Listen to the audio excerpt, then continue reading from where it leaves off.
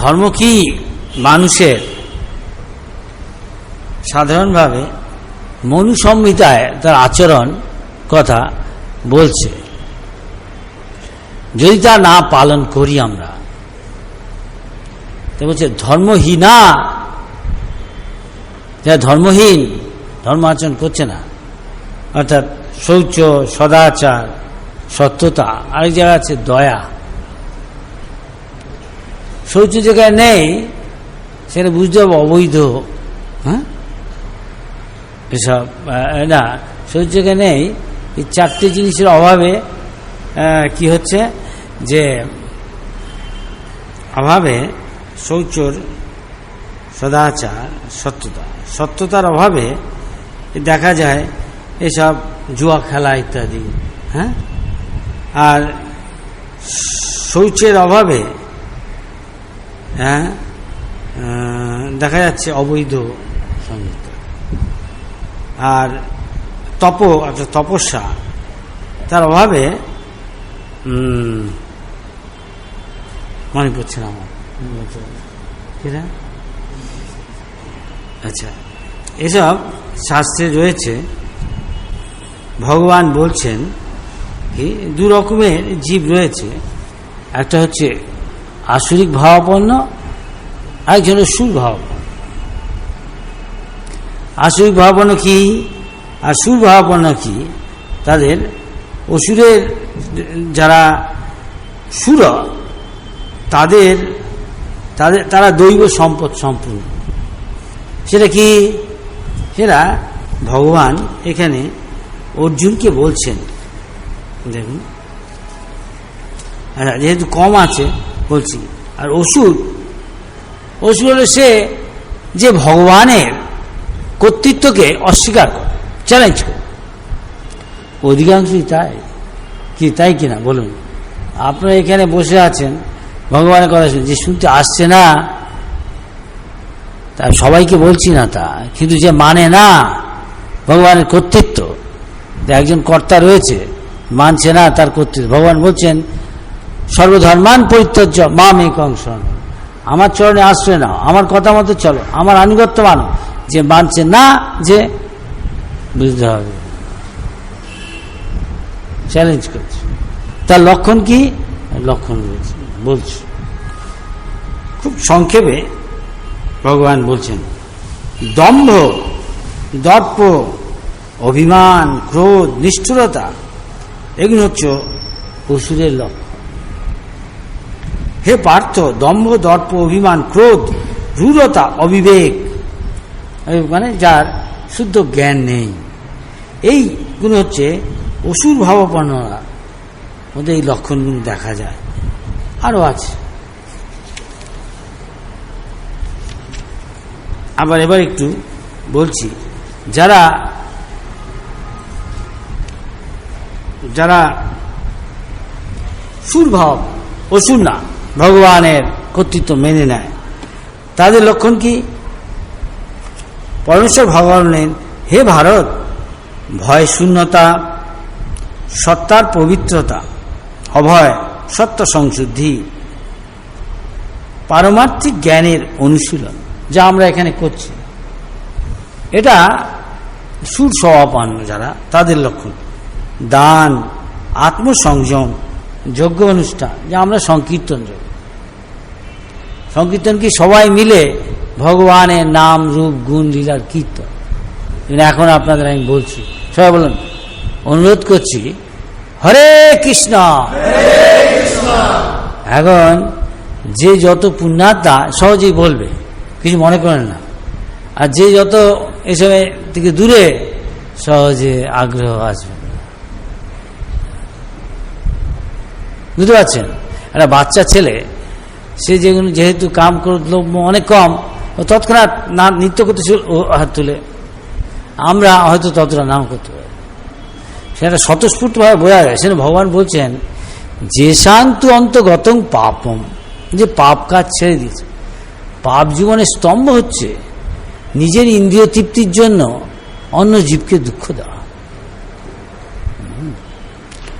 বা পাপ আচরণ, অবৈধ আচরণ। কেউ স্ত্রী রয়েছেন, স্বামী রয়েছেন, অথচ মেয়েদের সঙ্গে বা অন্য পরপুরুষ পর স্ত্রীতে সঙ্গে অবৈধ সঙ্গ, এরকম আরো আছে। আরেকটা হচ্ছে এই যেখানে লোককে ঠকানো, অর্থাৎ জুয়া খেলা ইত্যাদি, এর মধ্যে লোককে ঠকানো উদ্দেশ্য রয়েছে এগুলো। আরেকটা হলো যে মদ্যপ, তার জ্ঞান নেই, পশুর মতো। যারা নেশা করে, তমগুণে রজগুণ আছে, বলছে তমগুণ রজগুণ লক্ষণ হচ্ছে কাম, ক্রোধ, লোভ, মোহ, এগুলো নরকের দ্বার।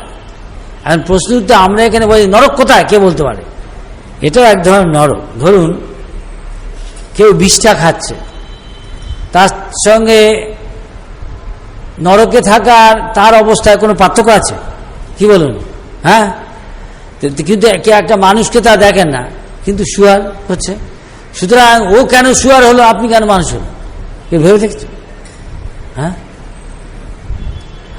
সুতরাং কেউ যদি একটা কর্তা থাকে, তিনি তো সমান হবেন ভগবান থাকলে সকলের প্রতি। তো একজনকে শুয়ার করেছে, একজনকে মানুষ করেছে কেন? এখন শুয়ারটাকে যদি আপনি উন্নতি করতে চান, হালুয়া, পুরি, কচুরি সব খেয়ে দিন, ও খাবেন। ও ভোরবেলা উঠেই মাঠে দৌড়চ্ছে, কিসের জন্য আপনার বুঝতেই পারছেন। নিশ্চয়ই পূর্বজীবনে এমন কিছু করেছে, ওর কোনো জ্ঞান নেই, কে মা কে বোন ইত্যাদি।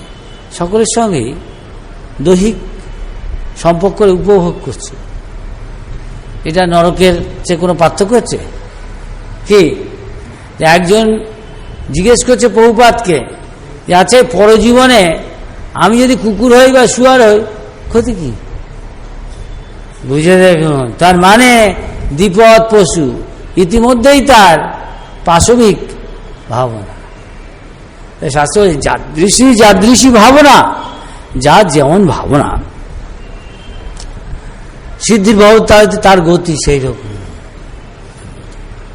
এখন আমার যদি ভাবনা কৃষ্ণ ভাবনা হয়, কৃষ্ণের নাম, কৃষ্ণের রূপ, কৃষ্ণের গুণ, কৃষ্ণের লীলা, তাহলে যেখানে কৃষ্ণের নাম, রূপ, গুণ, লীলা, সংকীর্তন, প্রসাদ, ধাম, সেখানে যাব, ভগবানের ধাম। সেখানে জীবন নিত্য, সেটা বৈকুণ্ঠ। সেখানে ভয় নেই, সেখানে জন্ম নেই, সেখানে মৃত্যু নেই। সেখানে গেলে কে আর ফিরে আসতে চাইবে? সেখানে ভগবান বলছে যদ্গত্তান নিবর্তন্তে তদ্ধাম পরমম মম। তো এখানে ভগবান মনুষ্য জীবনে এই সুযোগটা রয়েছে। মনুষ্য জীবনে আমি হরিকথা শুনতে পারি। এখন যদি একটা ছাগল ভেড়া টিকটিকি একে যদি বাইরে গিয়ে বলকে বলে এদিকে এসো, আমরা হরিকথা বলছি, শুনে যাও, সে আসবে? সেরকম অনেক লোক এরকম আছে, বলে হরিকথা শুনতে, না না আমার সময় নেই। কিন্তু গিয়ে দেখুন একটা স্ক্রিনের সামনে বসে আছে, বা খেলার সামনে, বা অন্য তার যা ভালো লাগে এইসব, ভগবানের সাথে কোনো সম্বন্ধ মাত্র, চায়ের দোকানে বা মদের দোকানে। সে বলছে ধর্মহীনা পশুরই সমান। এদের গতি কি হবে বুঝতেই পাচ্ছেন। কেন এইসব শুয়ার, ছাগল, ভেড়া, টিকটিকি গাছ এসব দেখছেন? শাস্ত্রে বলছে একজন এইরকম যাদের জন্ম উচ্চকুলে, জন্ম ঐশ্বর্য, অনেক অর্থ বা অনেক কিছু রয়েছে, এই ধরনের নাম যশ, বড় পদ,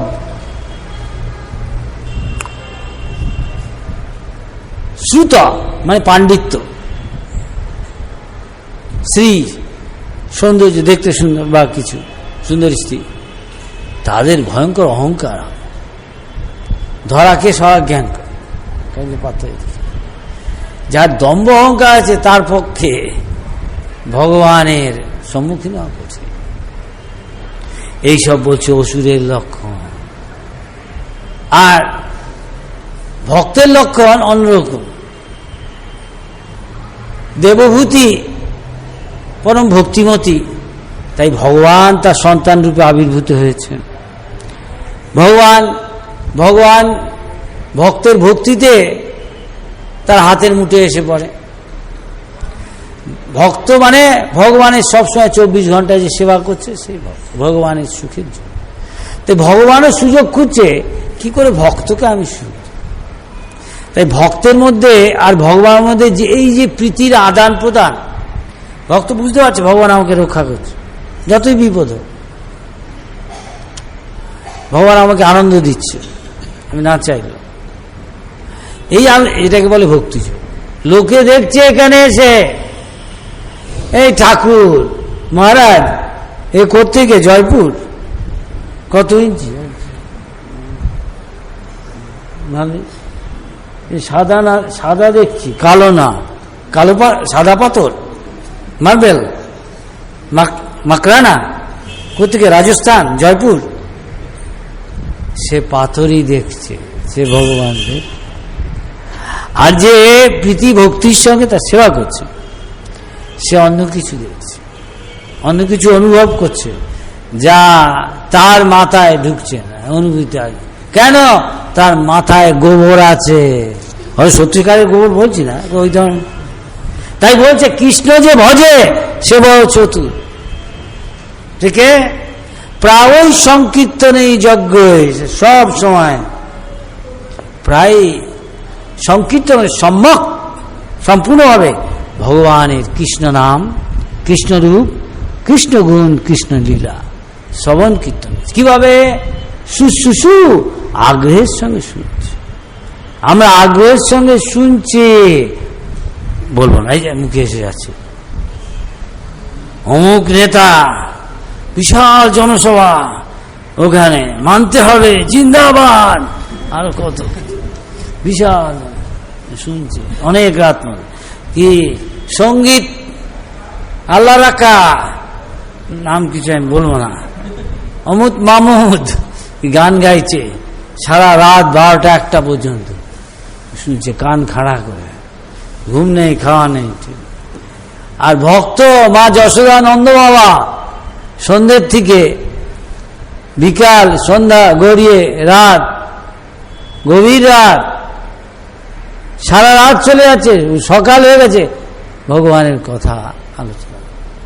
কৃষ্ণ কেমন দেখতে, কৃষ্ণের হাসি, কৃষ্ণের চোখ, কৃষ্ণ কোথায় গিয়ে কি বলতেন, গরু চড়াতেন, তাই কেন ভালোবাসতেন, ডাকতেন, তার ভক্তদের সবাই খেলতেন, একসঙ্গে বসে পিকনিকে যমুনার ধারে পিকনিক করে খেতেন, তার ভক্তরা কি করে তাকে সেবা করত, পার্টি পেয়ে দিত। কৃষ্ণ আর কৃষ্ণকে তার ভক্তরা কত রকম সুস্বাদু রান্না করে খাওয়াতেন, কৃষ্ণ তার ভক্তদের ডেকে সেসব খাওয়াতেন। কৃষ্ণ খেতে কি ভালোবাসে, এখনো আমরা সেটা প্র্যাকটিস করতে পারি, এখানে সুযোগ দিচ্ছি। কিন্তু অন্য এসে দেখছে মহারাজ যে কি করছে, এটা তো অন্য ঠাকুর বাড়িতে আমি দেখেছি, ঠাকুর মশাই চামড় দিয়ে এমনি করছে, দীপ দেখাচ্ছে, বাস, এতে বেশি কিছু দেখছে না। ভক্ত অন্য কিছু দেখতে হবে। মাধবেন্দ্র পুরী হরিনাম করছে, আপনার বলুন হরে কৃষ্ণ হরে কৃষ্ণ কৃষ্ণ কৃষ্ণ হরে হরে হরে রাম হরে রাম রাম রাম হরে হরে।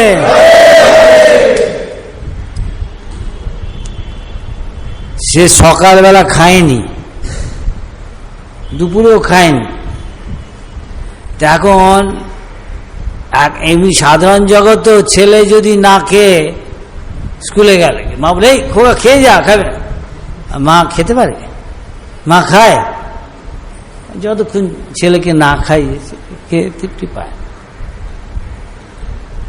যার সঙ্গে প্রীতির সম্বন্ধ, তাকে না আনন্দ দিয়ে ও আনন্দ পায়, সাধারণ জগৎ।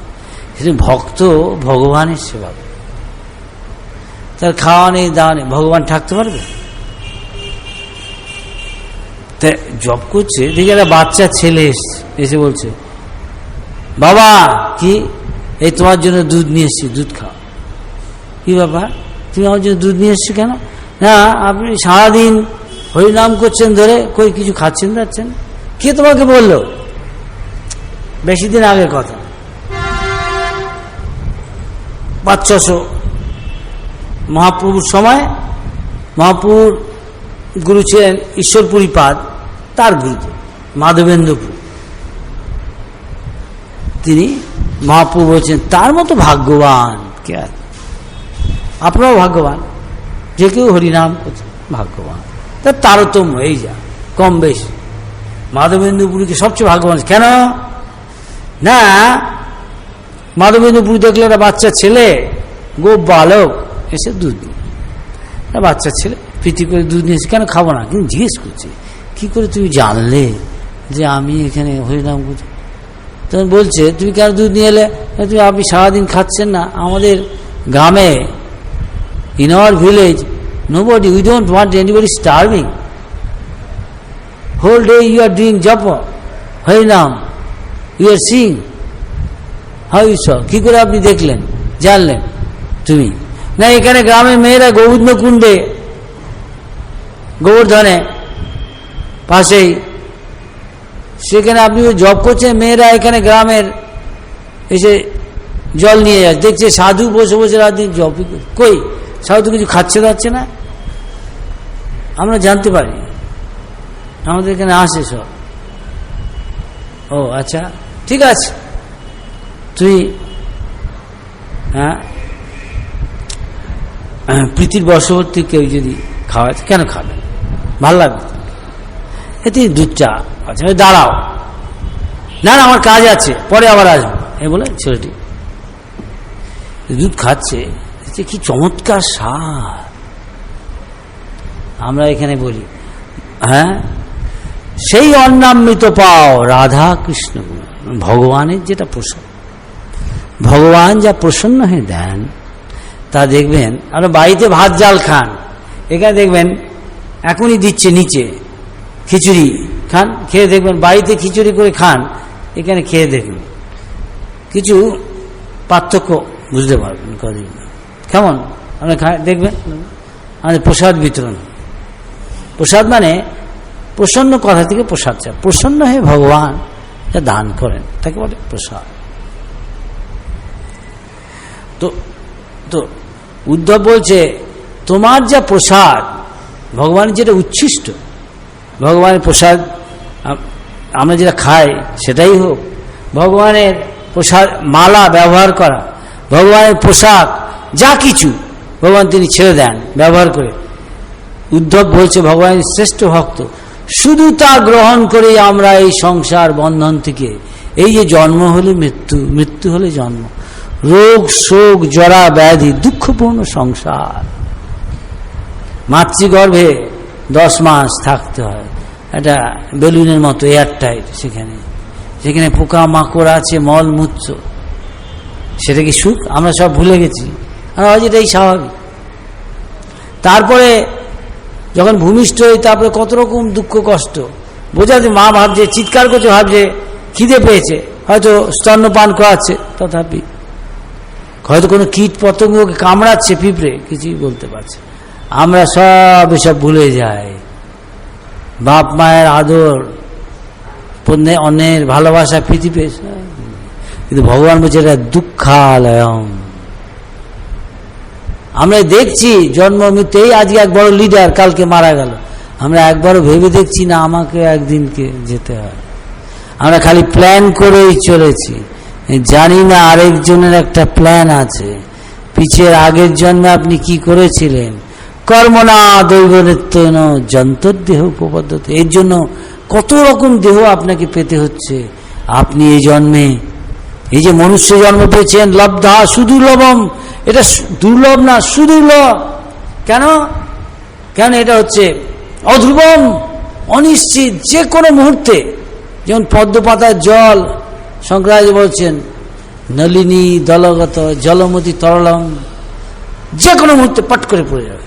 যে কোনো মুহূর্তে আমি চোখ বুঝলাম, তারপরে যদি মনুষ্য দেহ না পায়, 84 লক্ষ রকমের জীব দেহ আছে, তখন সেখানে ঘুরতে হবে।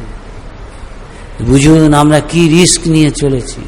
কিন্তু তার বদলে শতাং প্রসঙ্গম, যদি ভগবানের ভক্তের সঙ্গ করি, সঙ্গ মানে প্রীতির সঙ্গে আসক্তি।